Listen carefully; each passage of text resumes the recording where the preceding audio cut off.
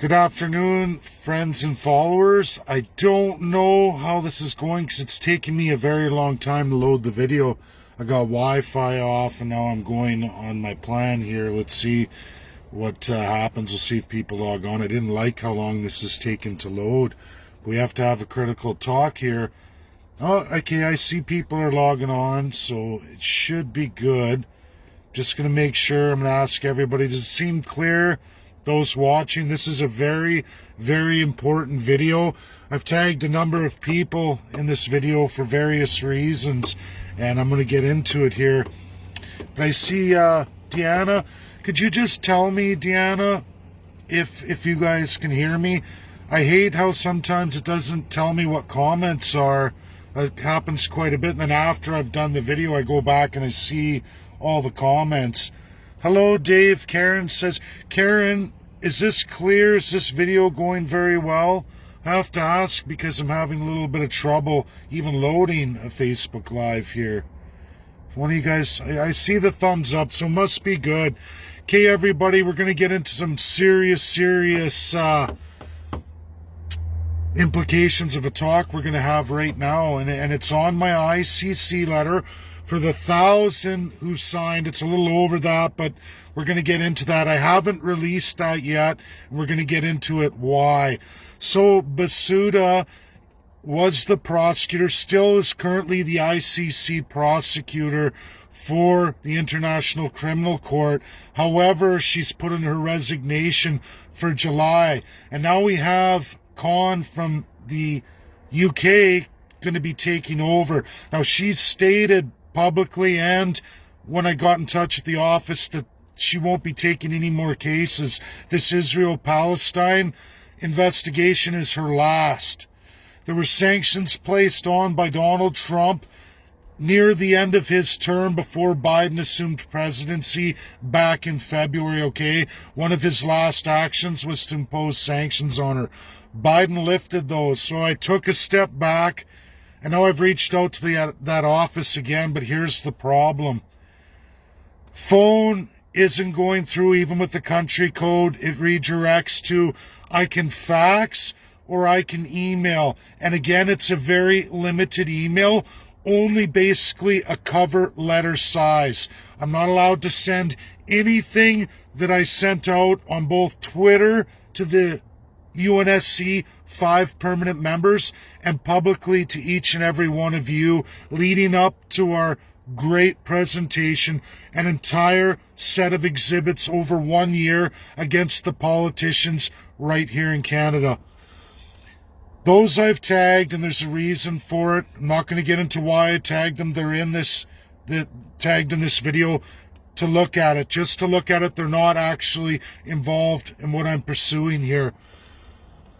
Today, angry Albertan, I watched the video. Grace Life Church, he drives right up in my hometown, out in Alberta, Spruce Grove, Alberta, where RCMP locked down the church, closed off the road, turning everybody away, shutting down the church. Absolutely officially shutting down Grace Life Church and Pastor Coates from doing any kind of religious services at all. At all. I don't know what the fine implications are, what's going to come in the news, but I can tell you all this.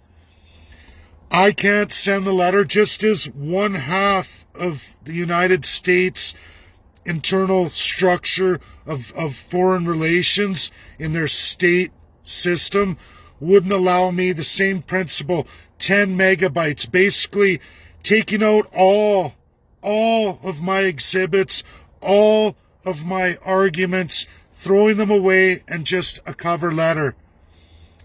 In reality, that is just me stating an affidavit of a crime possibly committed here and having them investigated. Without exhibits, there's no way anyone has any responsibility to look at it. The second major problem here is they give me an option now, exclusively only one option. Fax it in to a generic fax, so who knows who's going to pick up my entirety of what I've put together here, all of your names. I don't know who's going to receive that on the other end. Will it go to Basuda, or will it go to Khan, or is it going to go to a Canadian member of the ICC? And there's a number of them, ladies and gentlemen. 1998, I have absolutely all of it, which is in my letter. And I know for people watching, you may not understand this. Lawyers would understand this. There's a problem when I'm making an affidavit with exhibits against my country's politicians who have full authority to assign people in the ICC. Who is going to be receiving it on the other end? If I can't have strict confidential line access to specific prosecutor or prosecutors in the ICC, who knows who's going to get it? How many Canadians on the other end sworn to our crown and the politicians named in that document are going to turn around and discard that document? Let alone, I can't even send exhibits unless, and the full letter and all of it in its bulk, through fax or by mail. But I'm not allowed to register it specifically to any of those prosecutors mentioned. Who will get access to it first, and where will it end up? You can look at Lewis and Hole law right here in Canada. It goes through Canada's involvement in the ICC as a member since 1998. I know the Crown system. I know the Crown powers. I even know which judges are sworn to that Crown in the ICC. I understand United States reluctance and some of which why they're upset with the ICC. But I don't even think they understand this colonial Crown power and the absolute swearing of an oath of Canadian and many members foreign that also have those same powers still embedded in their constitution, which overshadows those lawyers, specifically judges ascended. Which ones are loyal to a crown which is of their own country, overriding international law? Who knows? This is the problem. The other thing is, if I do registered mail and I send it through Canada, am I going to get flagged should I put out a letter in Canada? Will they open the mail and go through it before it even goes on? I don't know. Which brings me to the idea that maybe I'm going to have to print it all out in absolute hard copy, drive to a border location, use American customs, and have an American on the other side transfer funds, have them mail it out from the United States of America. That's what I'm looking at here, ladies and gentlemen. I don't know. This is how complex it's gotten now. And it really puts out red flags. It's absolutely scary. I'm going to use the most powerful communication online tool in this world, Twitter, believe it or not, to absolutely circumvent my country and go directly to these people. That's all I have secured left. And at least it's public. That's all I have left to go with. And I may have to do it publicly that way. I don't know. Or hopefully one of these people that's not embedded in that system of crown colonial power like Canada will answer back. It's scary, guys. It's scary. It's scary what our government's doing to Grace Life Church. What's happened to freedom of religion when it's bound absolutely in international law under the UN Charter 1945, cemented in 46. Absolutely. How is it any country can usurp freedom of religion in the face of utilizing freedom of movement, meaning we're going to put it way up here outside of international law and absolutely take freedom of religion protected, enshrined, not only in international law, but right here domestically in Canada. Take that, crush it, push it down here with the absolute crown power and say, it's okay, our politicians are going to utilize freedom of movement regardless of the global listed pandemic, which is more and more looking like a scamdemic, provable as stats come in by the grace of the state of Texas. The stats are in and I'm logging all of them, screenshotting them, and I want friends and followers, people across all aisles to understand something. It's all about what is fact, what's provable, what's right in front of you. Texas is providing those statistics right in front of us now, defying the pandemic and going with the narrative of fully opened without everyone vaccinated. And cases are crashing, statistically crashing. This is damning and damaging for Canada and Canada's narrative.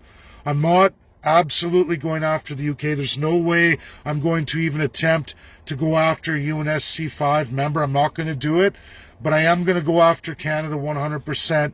How I'm going to get that done, I don't know, everybody. It's delayed.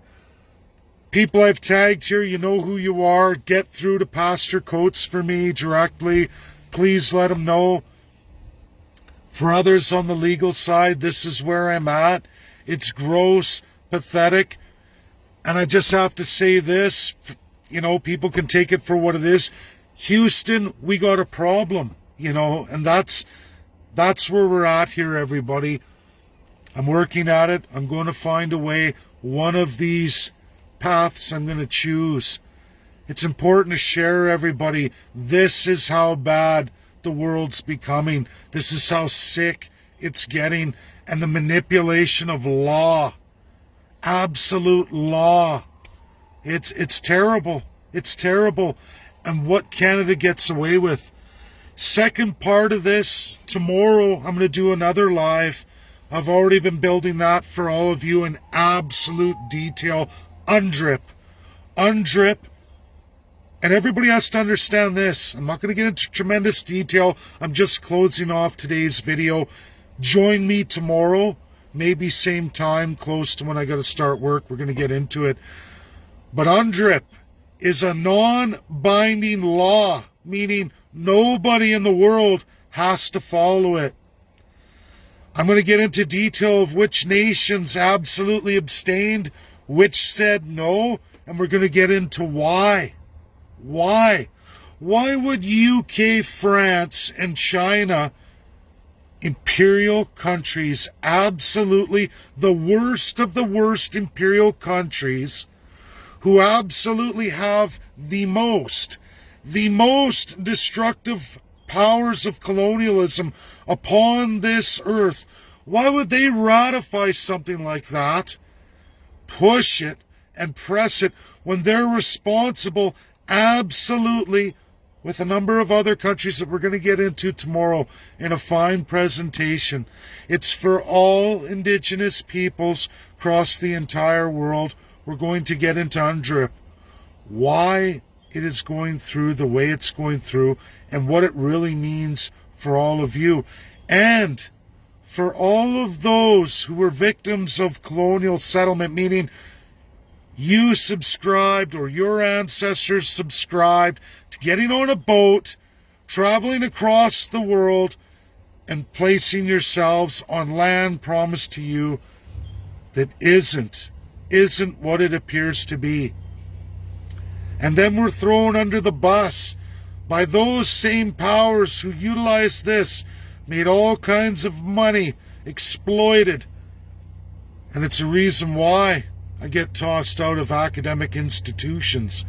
Absolutely bought and paid for by that same system to narrate a narrative that absolutely throws all Indigenous people under the bus and absolutely throws all immigrated system or immigrated citizens into those systems under the bus by none other than those who perpetrated an absolute atrocious genocide in this world. Interesting. That's what we're going through tomorrow. This is a very, very important video, everybody. Get it shared out. It's very, very important. It's all about all of you and your future and where we're going. Thank you. Enjoy the rest of your day. Bye now.